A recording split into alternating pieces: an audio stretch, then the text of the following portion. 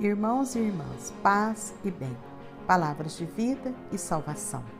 Hoje, 15 de janeiro, segunda-feira, segunda semana do tempo comum. O Senhor esteja conosco, Ele está no meio de nós. Proclamação do Evangelho de Nosso Senhor Jesus Cristo, segundo Marcos. Glória a vós, Senhor. Naquele tempo, os discípulos de João Batista e os fariseus estavam jejuando. Então vieram dizer a Jesus: por que os discípulos de João e os discípulos dos fariseus jejuam e os teus discípulos não jejuam? Jesus respondeu: os convidados de um casamento poderiam por acaso fazer jejum enquanto o noivo está com eles? Enquanto o noivo está com eles, os convidados não podem jejuar. Mas vai chegar o tempo em que o noivo será tirado do meio deles. Aí então eles vão jejuar.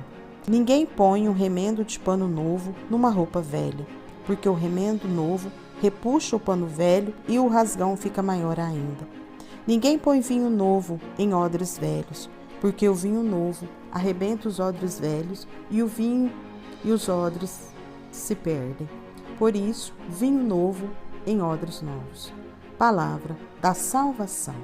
Glória a vós, Senhor. Jesus é criticado pelos judeus porque seus discípulos não fazem jejum. O jejum sempre foi uma forma de penitência, de mortificação do corpo, mas ele só tem sentido se for em prol de algo maior. As práticas penitenciais, por si só, não têm sentido. Ela deve ser uma prática que leve à conversão, à transformação pessoal. Mas não era o caso dos discípulos naquele momento, pois Jesus estava com eles nessa grande festa da vida. Porém, um dia, ele não estaria mais fisicamente. Aí, então, seria o tempo do jejum e da penitência, para reparar a ausência e preparar para a sua volta, tornando pessoas melhores.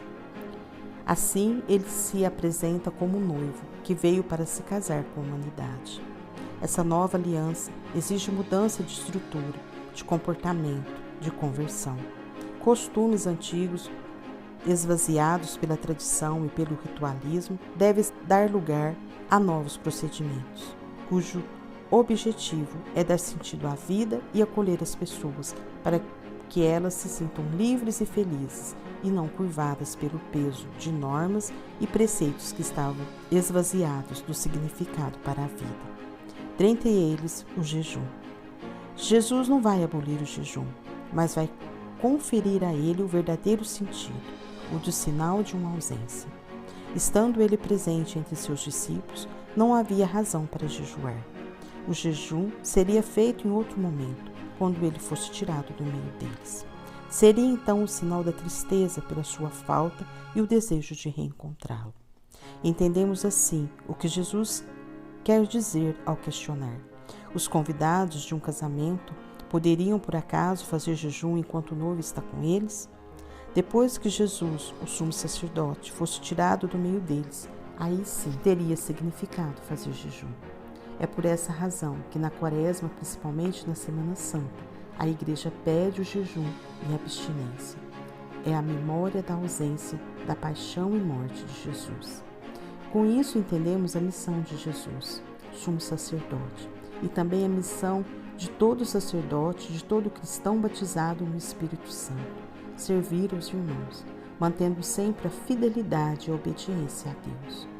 Porém, para isso, às vezes é preciso romper com antigas estruturas, servir um novo que arrebenta odres velhos. Não apenas remendar roupas velhas, mas mudança total do vestuário, com uma nova roupagem, sem perder, portanto, o essencial, que é a estrutura religiosa. Sem esses elementos, será difícil fazer a vontade de Deus. Um abraço e até a próxima.